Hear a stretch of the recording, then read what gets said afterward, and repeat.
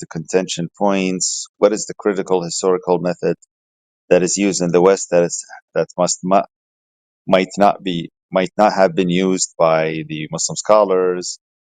If you can shed some light, I would Okay, love this to. is I'll shed some light. I'm gonna go a little bit way back. So okay, for some people who've been here from the beginning, this may be a bit repetitive, but I'll start from the beginning. So Yasir Qadhi has been making the rounds because he just published his book Understanding Salafism, and this really massive book, which he's very proud of and everything. So he's trying to give it more exposure and everything. So he's been going to different podcasts. Now, he had several different podcasts. I mentioned how I found it pretty pathetic how many people who are even professors or people who had experience with the topic, some who've even published on the topic, didn't really ask him like very deep questions. They asked him very basic questions about like, oh, hey, Yasir Qadhi, what did you have for lunch today? And like, what's your favorite biryani? Or very silly question. Or what is Salafism? Like, can you just start, from the beginning? Like, just tell me what Salafism is. And and then you have this podcast, this latest podcast that he did with these two individuals. One guy, I think he's a convert to Islam, and one sister. And it seems like they were coming from like an academic background. They give him questions, and it seems like it's a very new YouTube channel. Like I don't think they have a lot of followers. But he asks in the beginning, like, "Hey, is this going to be an academic, or is your channel like academic, or is it more spiritual?" And it's Yasir Qadhi was trying to get a sense of like who the audience were, and they were telling him like, "No, we're an academic channel, so or an academic uh, YouTube channel or whatever. So feel free to just be unrestricted. Feel free to just share your thoughts, and our audiences are mature or whatever." So they go with the podcast. Interestingly and sadly, I must say, they asked him really good questions. I mean, you could. First of all, I was sitting there listening to this. I don't remember what I was doing. I was probably doing the dishes or something. I was listening to this, and I remember thinking, like, wait a minute, these are really good questions. Because what I was expecting was to listen to another boring podcast where they're going to ask Yasir Qadhi, like, hey, what did you have for lunch or breakfast? But instead, no, they were asking him really good questions. And it was a really good sign because they also demonstrated that they actually read the book. So they were actually pointing out areas. They're like, oh, I noticed in your book you did this. I know you noticed you approached it like X or Y.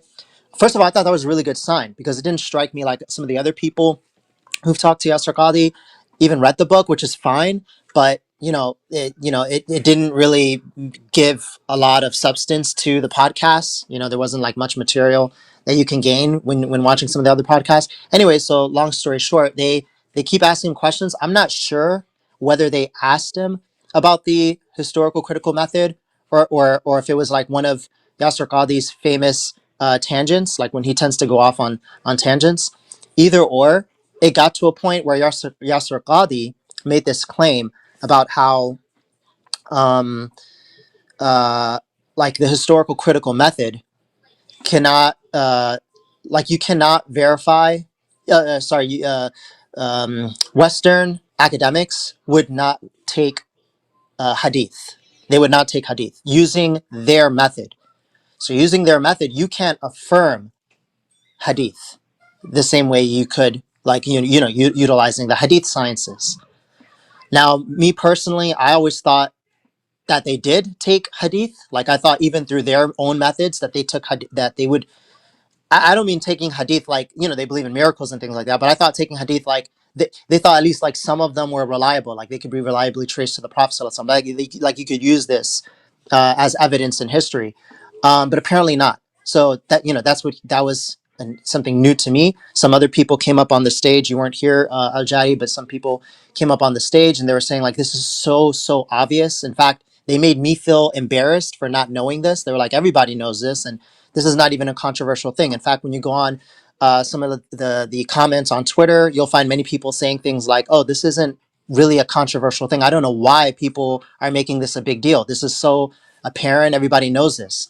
Anyways, so the way I think some people took it was and this is my from what I've sensed from discussing this in the past few days, as well as from what I've been seeing online. Uh, People have gotten upset with Yasir Qadhi because they feel like he problematized the science of hadith, like he undermined the science of hadith. They felt like that was the insinuation. Now some people would go as far as to say, "Oh, he was actually saying the Western model is better." He didn't say that. That's actually not true. He made no normative claims. In fact, he made it very clear that he was making a descriptive claim. Now, people can disagree with the descriptive claim, which is perfectly fine, but he did not make any normative claim. I don't like using like these big words, so I'm just going to say like normative claim basically means saying one is better than the other. He's not saying that. He wasn't making any value judgments about either or. And if anything, he was saying, look, I personally believe in the hadith sciences. Like that's my personal belief. I believe that on the basis of my faith. So I'm still going to take the hadith as, for what they are. But he was making a descriptive claim that, if you're trying to affirm hadith from the Western paradigm or the historical critical method, you can't do that. And then he made another claim where he said, I don't even think you can bring these two paradigms together. And then he also said, I'm open to being, if I'm wrong and somebody wants to share how you can bring them together. So this is more about like the methodological stuff, which I know nothing about. But he was like, if you want to tell me how this can work, I will be totally open to it. Now, as I mentioned, and I'll mention again because I think it's important, this is very similar to the things that I used to say about 2 years ago, or maybe a year or 2 years ago, where I published my article on using philosophy and Dawah. How I firmly believe, and I still believe to this very day, with the Western paradigm, with the Western philosophical paradigm, you cannot prove the existence of God. I think that is built in with Western thought.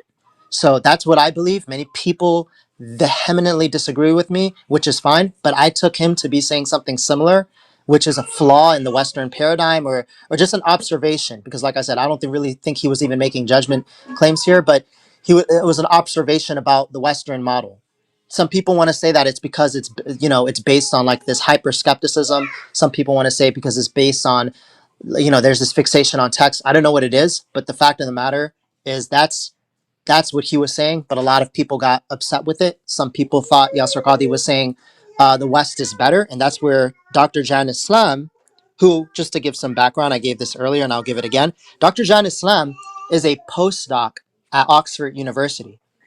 So why am I putting his thing on here? First of all, I respect Dr. Jan Islam. I actually learned about him when I randomly came across an article in Political Theory, and I saw the article was so this is Political Theory is like, it's not a Muslim publication site. It's like a peer reviewed academic journal. It's actually a really good academic journal. It's probably like one of the top for like political theory, political philosophy. And I read that there's this Muslim name. I mean, it doesn't get more Muslim than Islam. That's his last name. And I'm like, wait a minute, there's a Muslim who published in here. I try to keep my eye out for things like this. And I'm like, oh, wow, this looks interesting. And then I see he publishes something on radicalism, or like jihadism, basically. And I thought that was very interesting. And so that's how I came introduced to this guy. So just know that he's legit. He published in a really good actually article, and he's doing great work. So I appreciate him for that. I think I actually like reading his stuff. But the reason I'm sharing his post is because I find it shocking that a person like him would misunderstand Yasir Qadhi so much. So now there are many different ways of understanding what he's trying to say, but as we can read from the tweet, he's saying like, I don't think Yasir Qadhi I don't think Yasir Qadhi is a normative Muslim scholar to begin with. One of the reasons is this irrational fixation with non-Muslims, i.e., the white man's approval of historical methods like hadith.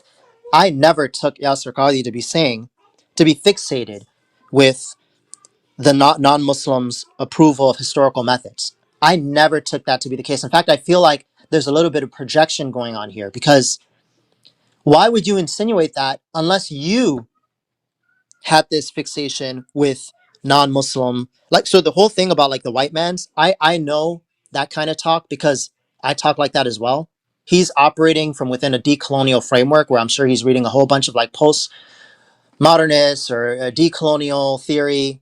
And I think actually I think that might even be the case. I think if you go on his background, you'll see like he focuses on decolonial theory.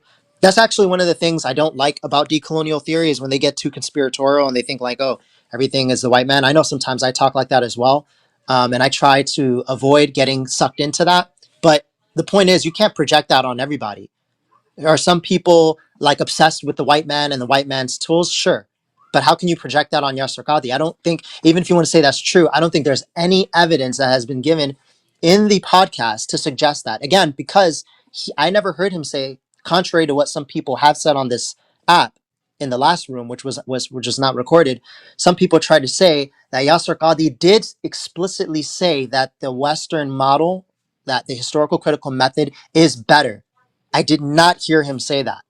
And I'd be open to being wrong. If I'm wrong, I'll take it back. I'll say, oh man, I was wrong. And Yasir Qadhi should not have said that. But I did not hear him say that at all. And I listened to the full podcast and I didn't listen to it because of the drama, which I know many people tend to do when it comes to Yasir Qadhi. But I actually follow all his stuff. So even if, that's another reason why I don't even, I didn't hear him say that in the podcast, number one. Number two, considering the many things I've listened to with Yasir Qadhi, I probably listen to him more than I listen to anybody else. That doesn't even seem consistent with his views, with his wider views of Western academia.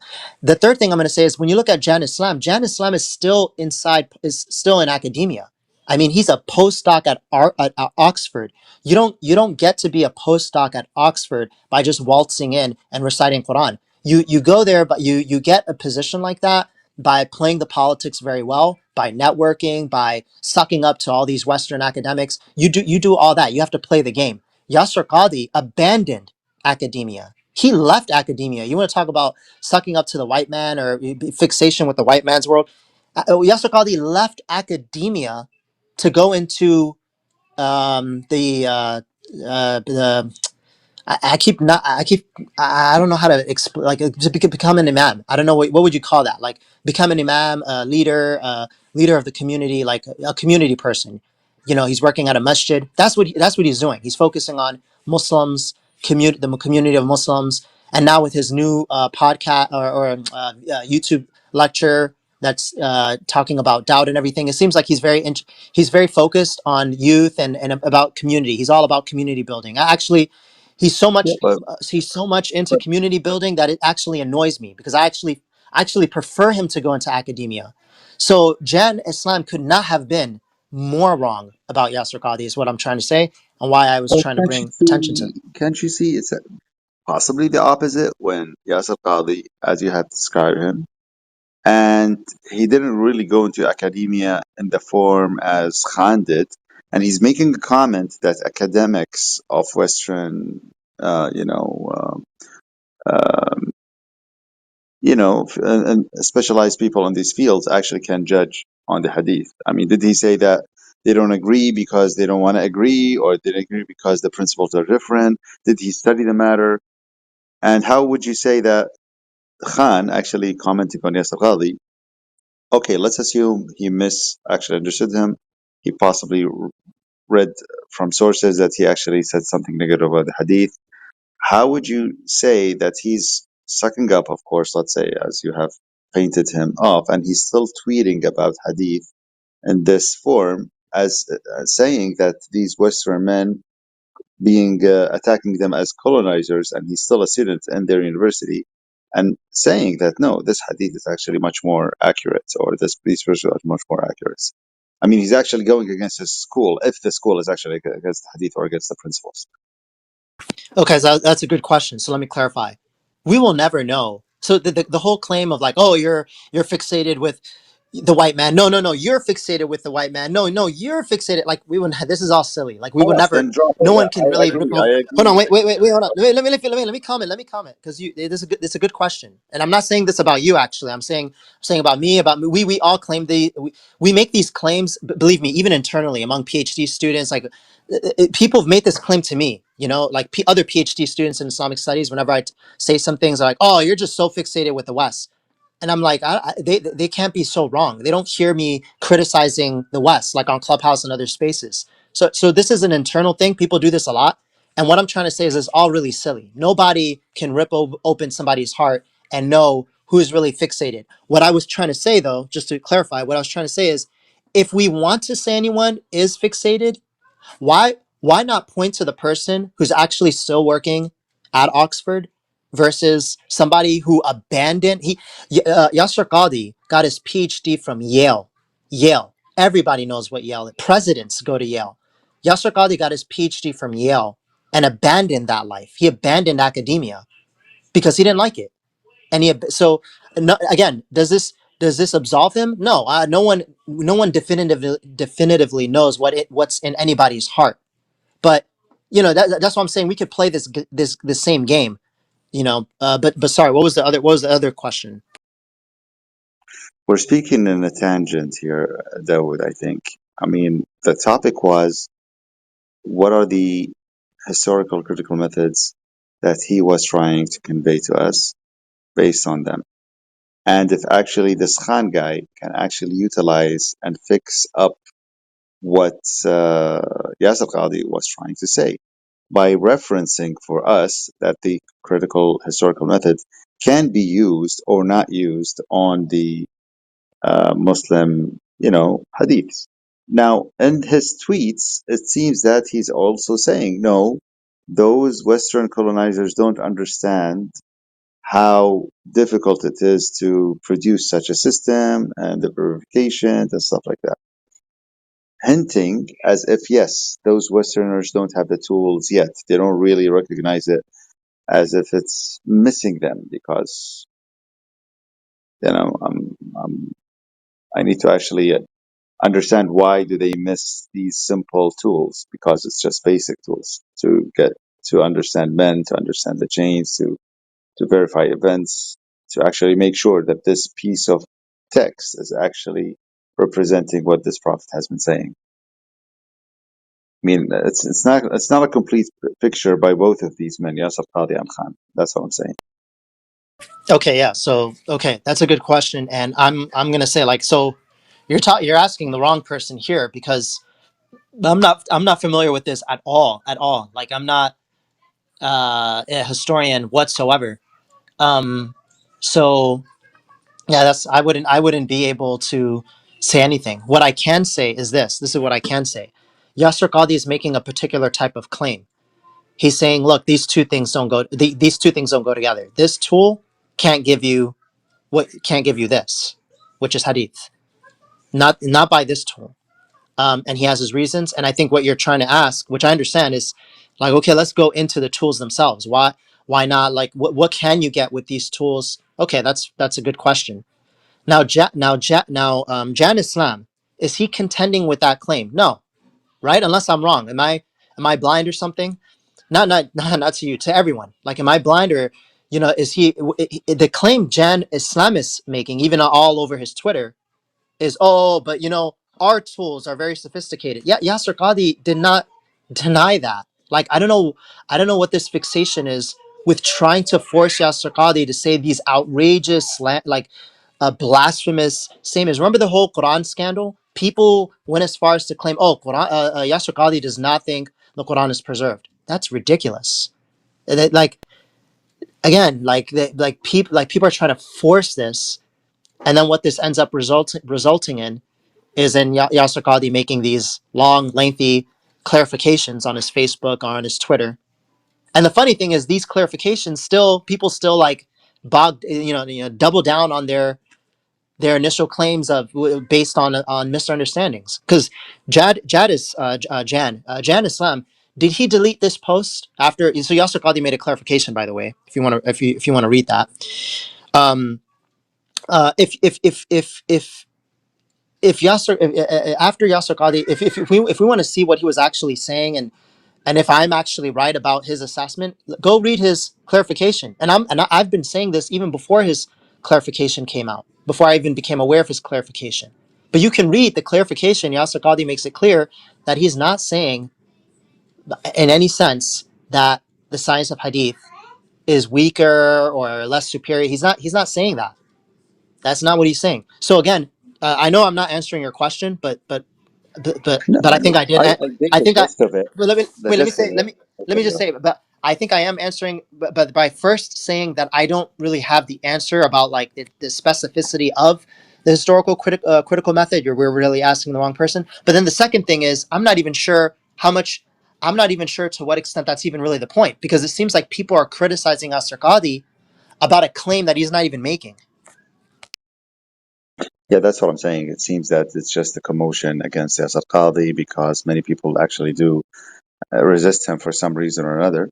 So that's possibly the reason we're confused. But going back to the scientific topic about, I would guess that the scientific, critical method on judging on history, for example, they might not really take adala as a principle, especially for the first, generation of Muslims. This is now a principle always been discussed, and some people who wants to go against Islam or whatever about the adala principle. You have a issue, I would guess, um, about al rijal because this has not been used before. How do we judge the character of a person? It's a it's like a personal checker, right? You have these recommendation letters from each and every person who knows you. Even though we use it in our CVs, when we apply, we put on our references. And if we publish research papers, we have to actually include the references, right? So this might actually confuse me sometimes because if I reference, really good quality papers and I have a good paper, then most likely it would be accepted because I want to get the best papers with the best references. Yeah. Um, and this science of men basically plays a role in it. I mean, if I have a chain and I actually have recommendation letters from these or from these also sources, this will give me like a stronger trust on this message or this document or whatever. So I'm guessing even the West applies these references because if I reference like a paper from a weak university compared to Yale University, of course the Yale University paper might actually be perceived as a better paper or a more trusted source, and on and on. So this is already applied in the West, and that's actually my point. What's there the Muslims are doing, which the West is not doing? Is it A adala? lot. Say this. Let me say this too. I understand that people have. There was another piece of this that I didn't mention, Ajadi, which is apparently this Quran only Twitter account or channel. I'm not sure. It was a Quran only thing. They posted this clip, so they took this clip and posted it, and so some people feel like this is the Quran only. Um, this is like their opportunity. They've jumped on something like this to push their narrative. So this supports what they're trying to argue or claim. So, and that has happened even when he did that infamous podcast with Muhammad Ijab and the famous holes in the narratives claim. Many Christians took that as well. I think there are some like and by Christians I mean like the real Islamophobic ones like David Wood and others. Um, I think they were also celebrating the what Yasir Qadhi said recently. So they have also been celebrating, and I think I read somewhere where I think it was David Wood or somebody was like, "Oh, Yasir Qadhi is just the gift who keeps on giving." Now he made this claim, and I'm appreciative to him because, and so a lot of them feel like this supports their narrative of trying to undermine Islam. Um, but here are my thoughts on that. I honestly don't think we should even care. Like why should even so like I don't think so. Yasser Qadhi, so the fact is, I don't think he said anything wrong. Right? He didn't say anything like to undermine Islam. That's now if people want to construe it that way, take a clip, use it to advance their narratives. I I know don't why we think. I don't care. think. Well, but hold on. What I'm saying is, I don't think when Yasir Qadhi is speaking, he should always be thinking about the Islamophobes or be think again. This is the whole problem that I had or that I raised earlier, which is our communities tend to think about the weakest link, the lowest common denominator, and cater to that. Like I'm gonna alter my speech such that it's only talking to these people because we got a lot of dumb people out there, whether they're Muslims or non-Muslims, and I got to think about that. I think that's the problem. I don't think we shouldn't even care about those people. Like, so what? Now people are gonna respond to this and say, yeah, but you have a lot of you gotta care about the innocent Muslims who are watching, getting their deen from YouTube. Well, I think that speaks to a much larger issue. The much larger issue is what are we doing letting our kids get their deen from YouTube? If you're already getting your religion from places like YouTube, TikTok, Twitter, or whatever, that's already the problem. And that's not going to be resolved by having people like Yasser Qadhi police their speech.